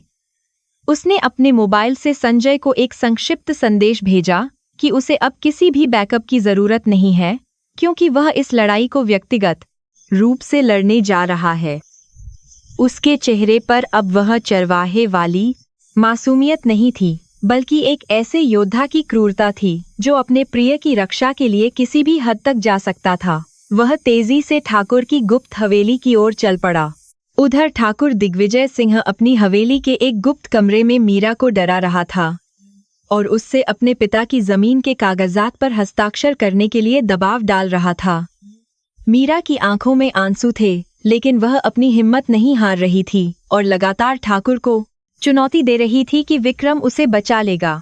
ठाकुर जोर जोर से हंसने लगा और उसने मीरा को बताया कि विक्रम को पुलिस ने पहले ही खत्म कर दिया है और अब उसका कोई रक्षक इस पूरी दुनिया में जीवित नहीं बचा है। अचानक हवेली के मुख्य द्वार पर एक जोरदार धमाका हुआ और पहरेदारों के चिल्लाने की आवाजें आने लगीं, जिससे ठाकुर का चेहरा सफेद पड़ गया। विक्रम ने मुख्य द्वार को अपनी लात के एक ही वार से तोड़ दिया था और वह किसी यमराज की तरह अंदर दाखिल हुआ, जहां दर्जनों सशस्त्र गुंडे खड़े थे। उसने बिना एक शब्द बोले हमला शुरू कर दिया और उसकी चालें इतनी घातक थीं कि कोई भी उसे छू तक नहीं पा रहा था। वह एक तूफान की तरह आगे बढ़ रहा था और दुश्मन गिरते जा रहे थे। विक्रम ने हवेली के आंगन में खड़े सभी गुंडों को अपनी मार्शल आर्ट्स की कुशलता से मिनटों में धराशायी कर दिया और उनके हथियार छीनकर उन्हें बेकार कर दिया। उसकी हर चाल में एक राजसी अधिकार और सटीकता थी जो उसे किसी सामान्य इंसान से बहुत ऊपर और सपासकुन होने में एकार कर दिया शक्तिशाली दिखा रही थी। उसने एक ऊंचे स्वर में ठाकुर को पुकारा, जिसकी गूंज पूरी हवेली की दीवारों से टकराकर वापस आ रही थी और सभी के दिलों में दहशत पैदा कर रही थी। मीरा ने वह आवाज सुनी और उसकी आंखों में उम्मीद की एक नई किरण चमक उठी। विक्रम उस कमरे के बाहर पहुंचा जहां मीरा को कैद किया गया था। और उसने सुरक्षा के लिए तैनात 2 अंतिम अंगरक्षकों को अपने एक एक प्रहार से बेहोश कर दिया। उसने दरवाजे को अपनी कुल्हाड़ी जैसी लात से तोड़ दिया और कमरे के अंदर कदम रखा, जहां ठाकुर मीरा के गले पर चाकू टिकाए खड़ा था। विक्रम की आंखों में वह शाही चमक और क्रोध देखकर ठाकुर का हाथ कांपने लगा और उसे पहली बार लगा कि वह मौत के सामने खड़ा है। कमरे में एक बहुत ही भारी तनाव और गहरा सन्नाटा छाया हुआ था। ठाकुर, तुमने एक ऐसी गलती की है जिसकी सजा केवल विनाश है, और आज कोई भी तुम्हें मेरे क्रोध से नहीं बचा पाएगा, विक्रम ने बहुत ही ठंडे स्वर में कहा। उसकी आवाज में वह अधिकार था जो अरबों के साम्राज्य के स्वामी का होता है और जिसे सुनकर अच्छे अच्छे अपराधी भी घुटने टेक देते हैं। ठाकुर को अब समझ आ गया था कि यह चरवाहा असल में कोई बहुत बड़ा और अजब नासमांदा ने रहस्यमयी व्यक्ति है जिसका सामना करना उसके बस की बात नहीं थी। उसने मीरा को अपनी ढाल बनाने की कोशिश की, पर वह पूरी तरह असफल रहा। विक्रम ने एक बिजली जैसी फुर्ती से ठाकुर के हाथ पर प्रहार किया, जिससे चाकू दूर जा गिरा और अगले ही पल मीरा विक्रम की बाहों में सुरक्षित थी। उसने मीरा को एक कोने में बैठने के लिए कहा और फिर ठाकुर की ओर मुड़ा, जिसकी आंखें डर से फटी जा रही थीं। विक्रम ने ठाकुर को उठाकर दीवार से सटा दिया और उसे वह सब याद दिलाया जो उसने गांव वालों के साथ किया था। ठाकुर अब रहम की भीख मांग रहा था, लेकिन विक्रम के दिल में उसके लिए अब कोई दया नहीं बची थी। मीरा ने जब विक्रम को इस रूप में देखा तो वह स्तब्ध रह गई, क्योंकि उसे विक्रम की आंखों में वह राजसी तेज और अधिकार दिखाई दिया जो केवल सम्राटों में होता है। वह समझ गई कि यह वही व्यक्ति है जिसे वह प्यार करती है, लेकिन उसका यह रूप बहुत ही प्रभावशाली और अविश्वसनीय रूप से शक्तिशाली था। विक्रम ने ठाकुर को चेतावनी दी कि उसका साम्राज्य अब धूल में मिल चुका है और बहुत जल्द उसे कानून के सबसे कठोर रूप का सामना करना पड़ेगा। उसने ठाकुर को वहीं छोड़ दिया और मीरा को सहारा दिया। विक्रम मीरा को लेकर हवेली से बाहर निकला, जहां गांव के कुछ साहसी युवा भी पहुंच चुके थे, जिन्होंने बाकी बचे हुए गुंडों को पकड़ लिया था। मीरा का चेहरा विक्रम की छाती से लगा हुआ था और उसे वह सुरक्षा महसूस हो रही थी जो उसे पूरी दुनिया में कहीं और नहीं मिल सकती थी। विक्रम ने अपनी असली पहचान के बारे में अभी भी कुछ नहीं कहा, लेकिन उसके चलने का अंदाजा और उसकी गरिमा यह चीख चीख कर कह रही थी कि वह कोई साधारण इंसान नहीं है, बल्कि कोई महान और शक्तिशाली राजा है। जब वे मीरा के घर पहुंचे तो गांव वाले वहां जमा थे और उन्होंने विक्रम का स्वागत किसी मसीहा की तरह किया जिसने उनके गांव की इज्जत बचा ली थी। शंकर ने अपनी बेटी को सही सलामत देखकर भगवान का शुक्रिया अदा किया और विक्रम के हाथों को चूम लिया, जो मिट्टी से स्नेह होने के बावजूद बहुत पवित्र लग रहे थे। विक्रम ने शांति से सबको अपने घरों को जाने के लिए कहा और मीरा को भरोसा दिलाया कि अब ठाकुर फिर कभी उनकी ओर आंख उठाकर देखने की हिम्मत नहीं कर पाएगा। रात के सन्नाटे में विक्रम अपनी झोपड़ी के बाहर बैठा था और उसे महसूस हो रहा था कि अब उसकी शांति के दिन समाप्त होने वाले हैं, क्योंकि उसकी पहचान उजागर होने के करीब थी। वह जानता था कि मीरा अब उसे पहले की तरह केवल एक चरवाहा नहीं मान पाएगी और उसे अपनी पूरी सच्चाई बहुत जल्द बतानी होगी। उसके मन में यह डर भी था कि कहीं मीरा उसकी दौलत और रुतबे को देखकर उससे दूर न हो जाए, क्योंकि उसे केवल उसका सादा स्वभाव ही पसंद था। अगले दिन शहर से आई हुई आर्थिक अपराध शाखा और विशेष पुलिस टीम ने ठाकुर की हवेली को चारों ओर से घेर लिया और उसके सभी अवैध कब्जों को सील कर दिया। विक्रम के दिए हुए सबूतों ने ठाकुर को एक ऐसे जाल में फंसा दिया था जिससे निकलना उसके लिए नामुमकिन था और उसकी सारी संपत्ति जब्त होने की कगार पर थी। गांव वालों ने अपनी आंखों से अपनी उस जमीन को वापस अपनी होते देखा जिस पर ठाकुर ने अन्याय से कब्जा किया था, और गांव में हर तरफ खुशी थी। विक्रम एक बार फिर ठाकुर से जेल जाने से पहले मिला और उसने उसे बहुत ही स्पष्ट शब्दों में बताया कि यह केवल ट्रेलर था और असली खेल अभी बाकी है। उसने ठाकुर को वह सोने की घड़ी दिखाई जो उसने चोरी करने की कोशिश की थी और उसे उसके असली मालिक का नाम बताया, जिससे ठाकुर के पैरों तले जमीन खिसक गई। वह अब जान चुका था कि उसने साक्षात शाइनिंग स्टार जेम्स के मालिक को चुनौती दी थी। और यह उसकी जिंदगी की सबसे बड़ी और आखिरी गलती साबित हुई। विक्रम ने संजय को फोन करके गांव में एक भव्य उत्सव और कॉरपोरेट इवेंट की तैयारी करने को कहा, जहां वह अपनी असली पहचान को पूरी दुनिया के सामने लाने वाला था। उसने तय किया कि वह गांव को एक आदर्श गांव के रूप में विकसित करेगा और मीरा को वह सब देगा जिसकी उसने कभी कल्पना भी नहीं की थी। लेकिन उसके मन में अभी भी वह सवाल घूम रहा था कि क्या मीरा उस अमीर और शक्तिशाली विक्रम को स्वीकार करेगी जिसे वह अब तक जानती ही नहीं थी। मीरा ने विक्रम को गौर से देखा और उसने महसूस किया कि उसकी आंखों की गहराई अब बदल चुकी है और उसमें वह दर्द नहीं बल्कि एक असीम विश्वास और शक्ति है। उसने विक्रम के पास जाकर उससे पूछा कि क्या वह वास्तव में वही विक्रम है जिसे उसने अपनी टूटी हुई झोपड़ी में जगह दी थी, या वह कोई और है।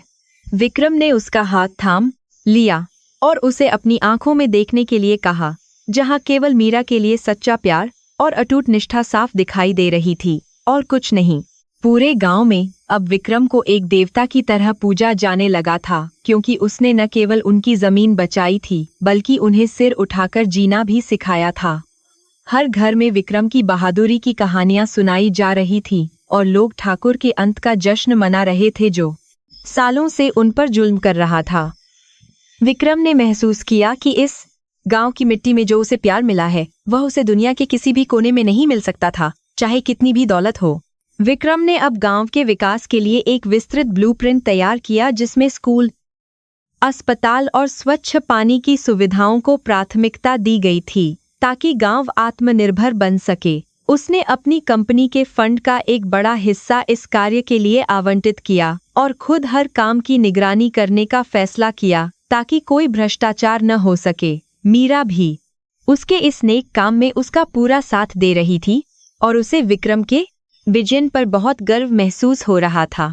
जैसे जैसे शाम ढल ली, विक्रम ने मीरा को गांव के उस पुराने बरगद के पेड़ के पास बुलाया जहां वे अक्सर मिलते थे और उसे बताया कि कल का दिन उनके जीवन का सबसे महत्वपूर्ण दिन होने वाला है। उसने मीरा को एक छोटी सी अंगूठी दिखाई जो बहुत ही साधारण लग रही थी, लेकिन उसमें लगा हुआ पत्थर दुनिया का सबसे दुर्लभ हीरा था जिसे केवल पारखी नजर ही पहचान सकती थी। मीरा ने उसे खुशी से स्वीकार किया और उसे विक्रम की सच्चाई और उसके प्यार पर पूरा भरोसा था। ठाकुर दिग्विजय सिंह को जब हथकड़ियां पहनाकर ले जाया जा रहा था, तब उसने आखिरी बार विक्रम को देखा और उसकी आंखों में वह भयानक पछतावा था जिसे शब्दों में बयान करना मुश्किल था।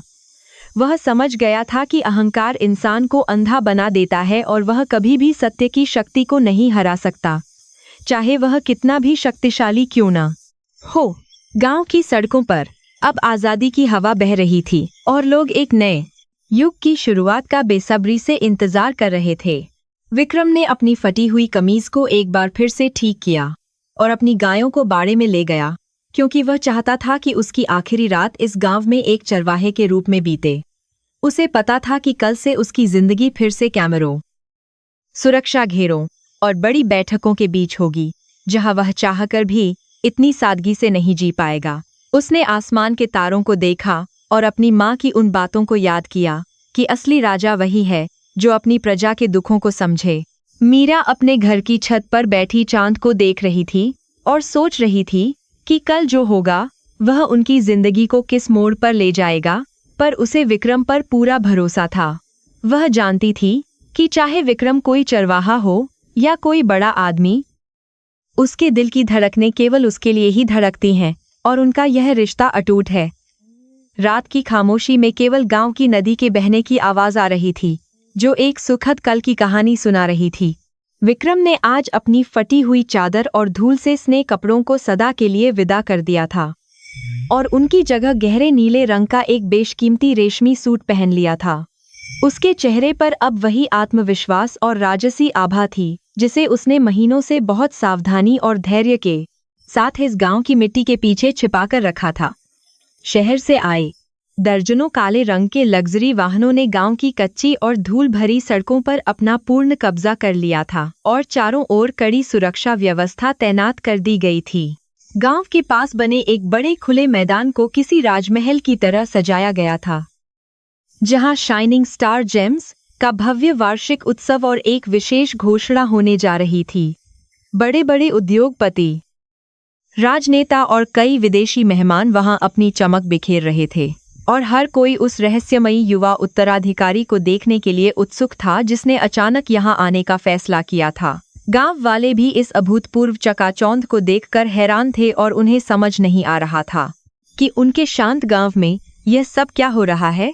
मीरा अपनी पुरानी सूती साड़ी में भीड़ के एक सुदूर कोने में खड़ी होकर यह सब अचरज और घबराहट के साथ देख रही थी, जिसे देख उसके दिल की धड़कनें तेज हो रही थी। उसे कल रात की विक्रम की रहस्यमयी बातें बार बार याद आ रही थी, लेकिन उसे जरा भी अंदाजा नहीं था कि असलियत इतनी बड़ी और प्रभावशाली हो सकती है।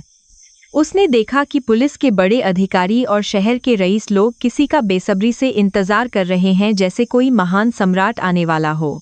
अचानक मंच पर जोरदार उद्घोषणा हुई कि शाइनिंग स्टार जेम्स के एकमात्र उत्तराधिकारी और दुनिया के सबसे युवा अरबपति अब दर्शकों के सामने आने वाले हैं, जिससे पूरे मैदान में सन्नाटा छा गया। सभी की निगाहें मुख्य प्रवेश द्वार की ओर टिक गईं, जहां से काले सूट पहने सुरक्षा गार्डों का एक बहुत बड़ा काफिला तेजी से निकल रहा था। संजय ने आगे बढ़कर मुख्य लग्जरी कार का दरवाजा खोला और जैसे ही एक प्रभावशाली व्यक्तित्व बाहर निकला, पूरे गांव वालों की आंखें फटी की फटी रह गई। जैसे ही विक्रम ने दृढ़ कदमों के साथ मंच पर अपना पहला कदम रखा, वहां मौजूद ठाकुर दिग्विजय सिंह के हाथ से शराब का कीमती गिलास छूटकर जमीन पर गिरकर चकनाचूर हो गया। गांव वाले खुशी और सदमे के मारे चिल्लाने लगे, क्योंकि वे विश्वास नहीं कर पा रहे थे कि जिस लड़के को वे रोज गाय चराते हुए देखते थे, वह इतना बड़ा आदमी है।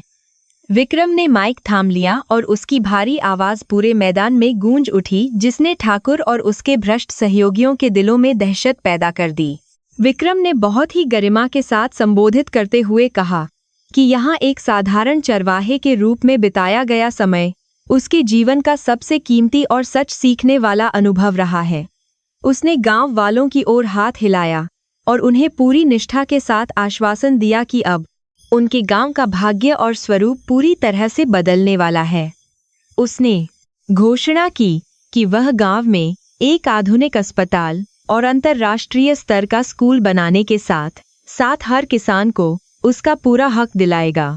उसने मंच से नीचे उतरकर सीधे ठाकुर दिग्विजय सिंह की ओर चलना शुरू किया, जिसके चेहरे का रंग अब डर के मारे पूरी तरह से सफेद पड़ चुका था और वह कांप रहा था।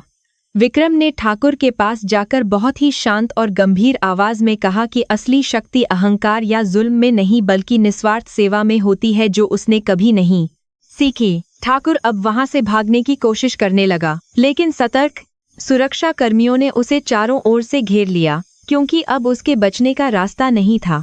मीरा यह सब दूर से देख रही थी और उसकी आंखों से लगातार आंसू बह रहे थे, क्योंकि उसे लगा कि विक्रम ने उससे बहुत बड़ा झूठ बोला है और वह उसे कभी नहीं जानती थी।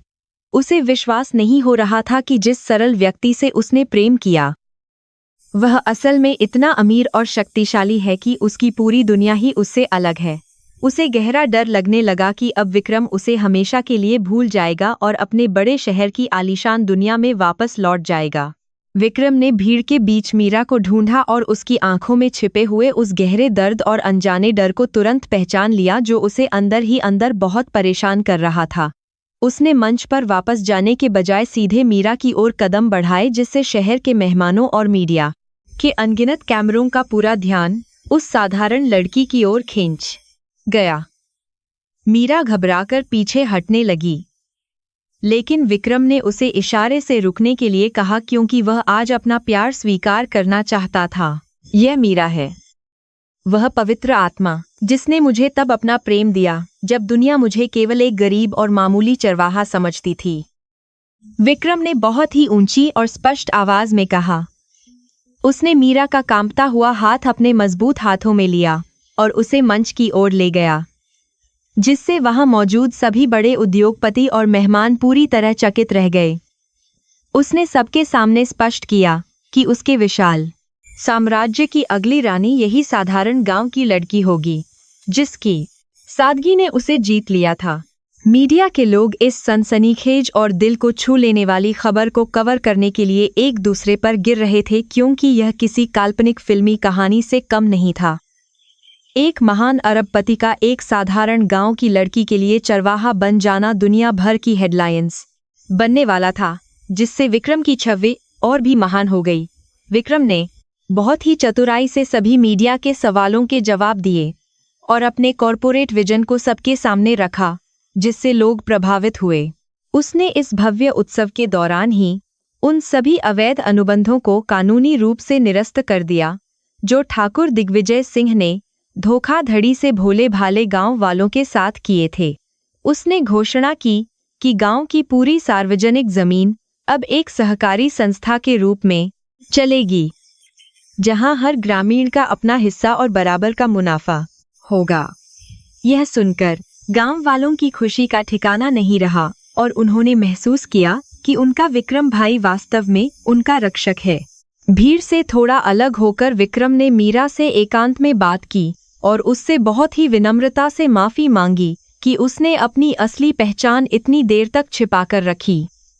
उसने गहराई से समझाया कि वह केवल यह सुनिश्चित करना चाहता था कि कोई उसे उसकी बेहिसाब दौलत के लिए नहीं बल्कि उसकी असलियत के लिए प्यार करे। मीरा ने उसकी सच्चाई को महसूस किया और उसे समझ आया कि विक्रम ने यह सब केवल एक सच्चे और पवित्र रिश्ते की तलाश में किया था। संजय ने इसी बीच शहर में अजय कुमार और उसके भ्रष्ट गिरोह पर कानूनी प्रहार और भी तेज कर दिया था और उन सभी को अब पुलिस की सख्त हिरासत में भेज दिया गया था।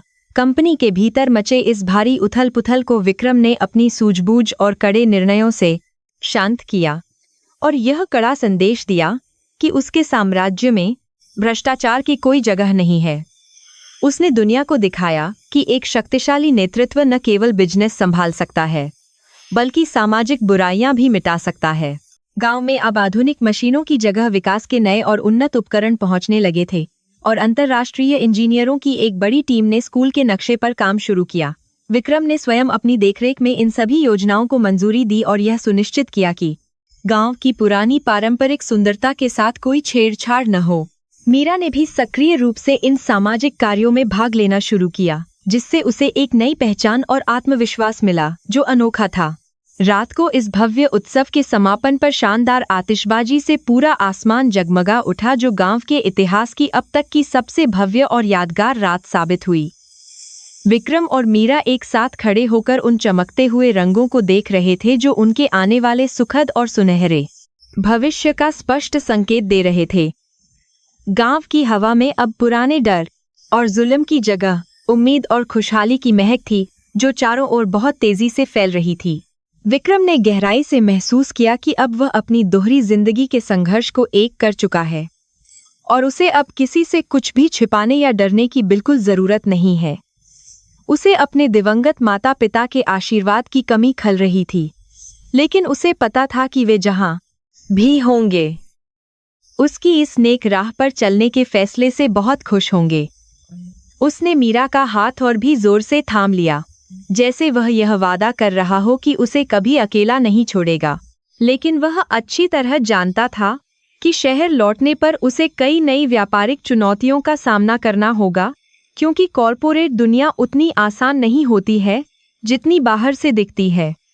उसने दृढ़ निश्चय किया कि वह इस गांव को एक ऐसी मिसाल बनाएगा जहां व्यापार और समाज सेवा का एक अनूठा संगम होगा, जो पूरी दुनिया के लिए प्रेरणा बनेगा।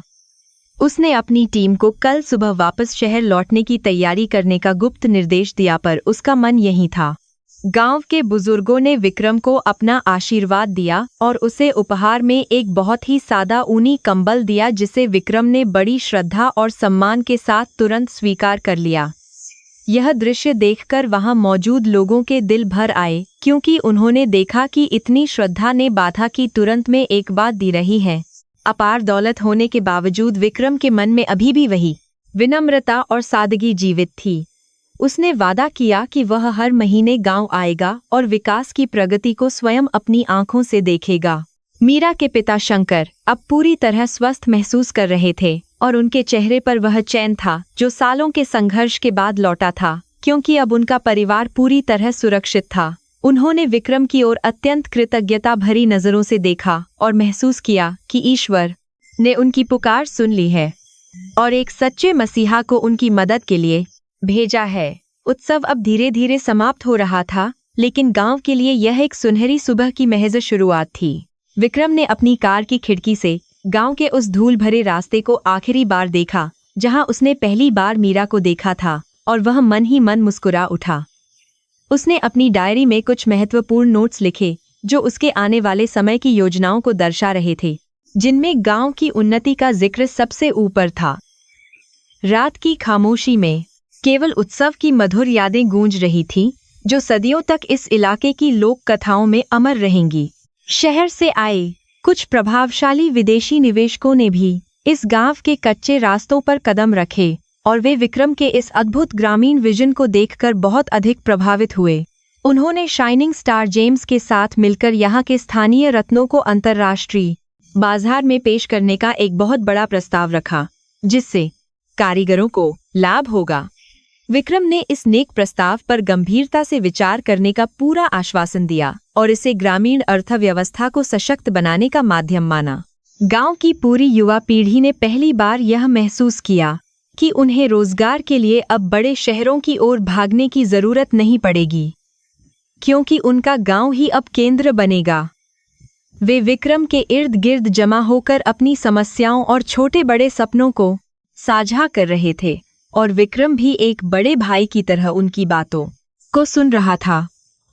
उसने सबको आधुनिक शिक्षा के महत्व को समझाया, जिससे उनके जीवन में एक क्रांतिकारी सकारात्मक बदलाव आना अब पूरी तरह निश्चित था।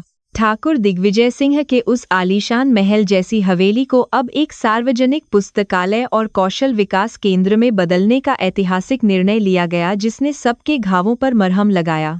यह न्याय का सबसे बड़ा उदाहरण था, जहां जुल्म की प्रतीक रही इमारत अब ज्ञान और उन्नति का केंद्र बनने वाली थी, जिसका उद्घाटन स्वयं मीरा के हाथों होना था। विक्रम ने यह सुनिश्चित किया कि पुरानी भ्रष्ट व्यवस्था के हर एक अवशेष को हटाकर उसकी जगह नई व्यवस्था लाई जाए।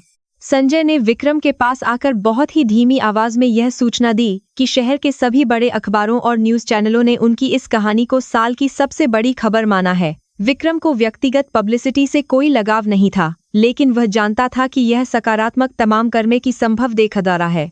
प्रचार उसके कॉरपोरेट साम्राज्य के नैतिक मूल्यों को दुनिया भर में और मजबूत करेगा। उसने बस एक हल्की और रहस्यमयी मुस्कान के साथ अपनी सहमति दी और फिर से मीरा की आंखों में देखा।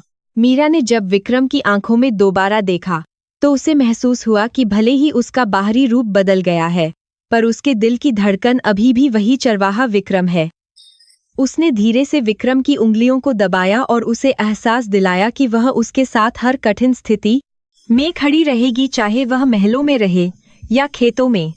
उन दोनों का पवित्र प्यार अब और भी निखर चुका था, जैसे आग में तपकर सोना, और भी ज्यादा शुद्ध और मूल्यवान बन जाता है।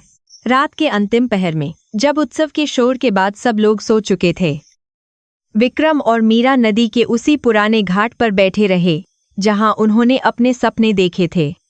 वहां की शीतल शांति और कल कल बहती नदी उनके अटूट प्रेम की मूक साक्षी थी, जो अब किसी भी सामाजिक या आर्थिक बंधन से बहुत ऊपर उठ चुकी थी। विक्रम ने अपनी जेब से बीनी की कारों से वह नीलम की अंगूठी फिर से निकाली और मीरा की उंगली में पहना दी, जो उनके अटूट रिश्ते का स्थायी प्रतीक बन गई। सुबह की ताज़ी हवा ने गांव की गलियों में एक नया उत्साह भर दिया था, क्योंकि आज वह दिन था जब पुराने अन्याय का अंत होने वाला था।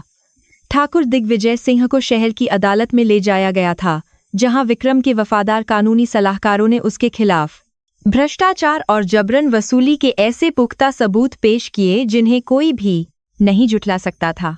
गांव के लोग पहली बार अपनी आंखों से न्याय को होते हुए देख रहे थे, और उनके चेहरे पर वह संतोष था जो सालों के खौफ के बाद आया था।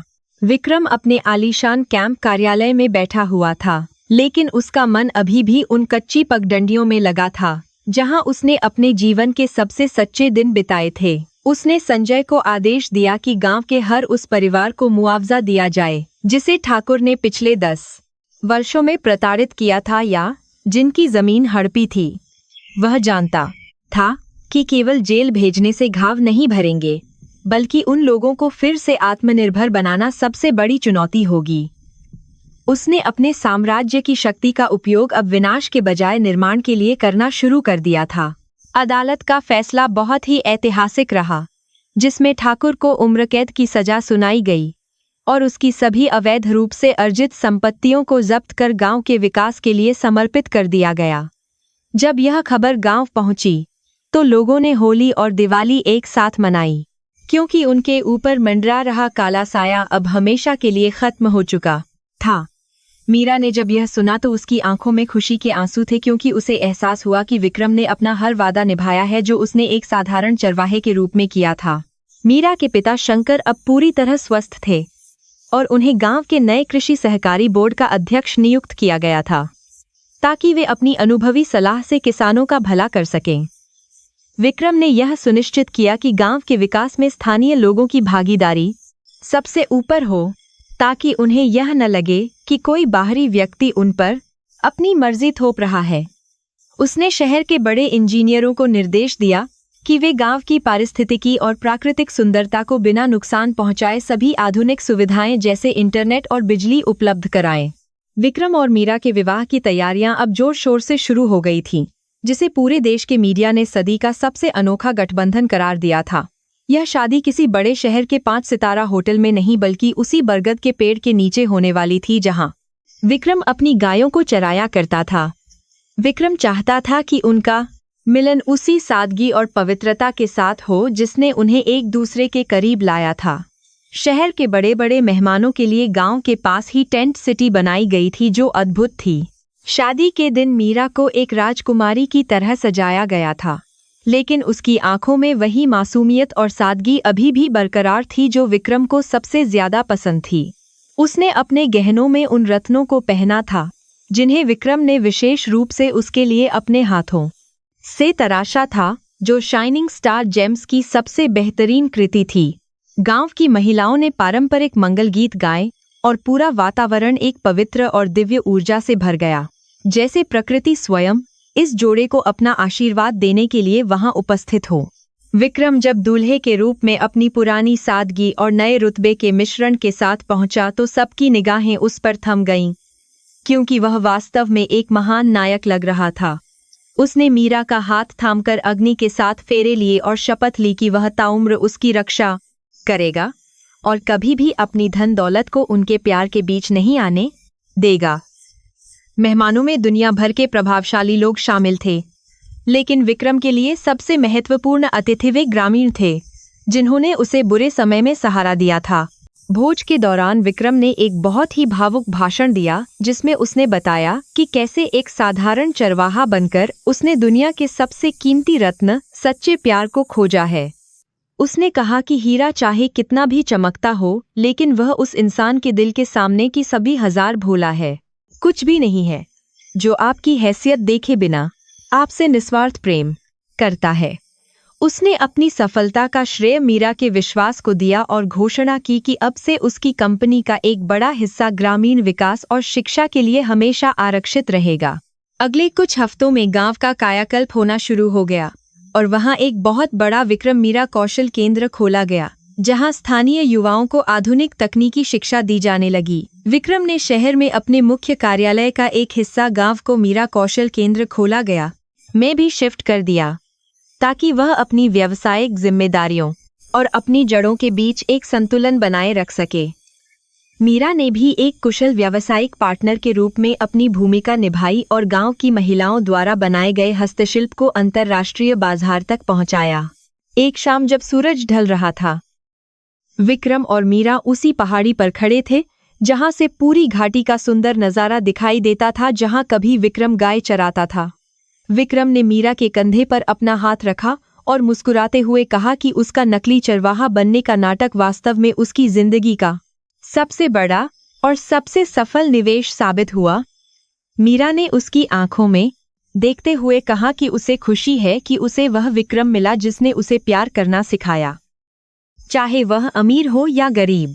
गांव में अब रातें अंधेरी नहीं होती थीं, क्योंकि सौर ऊर्जा की लाइटें हर कोने को रोशन कर रही थीं और बच्चे अब रात के समय भी स्कूल की लाइब्रेरी में पढ़ सकते थे। विक्रम ने साबित कर दिया था कि अगर नीयत साफ हो तो एक अकेला व्यक्ति भी पूरे समाज की दिशा और दशा बदल सकता है, बशर्ते उसके पास सही विजन हो। उसने अपनी यात्रा को एक किताब के रूप में लिखने का फैसला किया, ताकि दुनिया के अन्य अमीर लोग भी सादगी और मानवता का महत्व समझ सकें। समय बीतता गया और विक्रम का साम्राज्य और भी फैलता गया, लेकिन उसने कभी भी गांव की उस मिट्टी की खुशबू को अपने मन से ओझल नहीं होने दिया, जो उसकी असली पहचान थी। मीरा ने विक्रम को 2 सुंदर बच्चे दिए, जिन्होंने अपनी माँ की सादगी और पिता की बुद्धिमानी को विरासत में पाया, और वे अक्सर उसी खेत में खेलने जाते थे। गांव अब एक विश्व प्रसिद्ध मॉडल विलेज बन चुका था, जहां दुनिया भर के शोधकर्ता यह देखने आते थे कि विकास और परंपरा कैसे साथ रह सकते हैं। ठाकुर दिग्विजय सिंह के जेल में बिताए गए दिन पश्चाताप से भरे थे, क्योंकि उसने अपनी आंखों से उस साम्राज्य को बनते देखा जिसे वह कभी नष्ट करना चाहता था। उसने महसूस किया कि असली विरासत जमीन के टुकड़ों में नहीं बल्कि लोगों के दिलों में बनाए गए स्थान में होती है, जो उसे कभी नसीब नहीं हुई। विक्रम ने कभी भी बदले की भावना नहीं रखी, और उसने ठाकुर के परिवार की भी आर्थिक मदद की, ताकि वे एक सम्मानजनक जीवन जी सकें। कहानी का यह सुखद अंत हमें सिखाता है कि सत्य और प्रेम की शक्ति किसी भी बड़ी बाधा को पार कर सकती है, और न्याय हमेशा अहंकार पर भारी पड़ता है। विक्रम ने अपनी असली पहचान पाली थी, लेकिन वह पहचान अब केवल पैसों तक सीमित नहीं थी, बल्कि एक महान पहचान पाली थी, परोपकारी और प्रेमी के रूप में अमर हो गई थी। मीरा के लिए वह अभी भी वही विक्रम था, जो धूल में सना हुआ उसकी मटकी से पानी पीने के लिए उसके पास दौड़कर आता था। अब जब भी कोई उस गांव से गुजरता है, तो उसे एक ऐसी प्रेम कहानी सुनने को मिलती है जो पत्थर और रत्नों की नहीं बल्कि साहस और समर्पण की मिसाल है। विक्रम और मीरा की जोड़ी ने यह साबित कर दिया कि असली दौलत वह है जिसे हम दूसरों के साथ बांटते हैं और जो हमारे चले जाने के बाद भी याद रखी जाती है। उनकी विरासत अब उन हजारों मुस्कुराते चेहरों में जीवित है, जिन्हें विक्रम की सूझबूझ और मीरा के निस्वार्थ प्रेम ने नया जीवन दिया था। अंतिम अध्याय के अंत में विक्रम ने अपनी पुरानी चरवाहे वाली लाठी को अपने ड्राइंग रूम में एक फ्रेम में सजाकर रखा, जो उसे हमेशा याद दिलाती थी कि वह कहाँ से आया है। उसने कभी भी अपने उन पुराने जूतों को नहीं फेंका जो गांव की धूल से सने हुए थे, क्योंकि वे उसकी मेहनत और संघर्ष के सबसे बड़े गवाह और साथी रहे थे। वह जानता था कि जीवन एक चक्र है, और विनम्रता ही वह चाबी है जो सफलता के हर बंद दरवाजे को बहुत ही आसानी से खोल सकती है।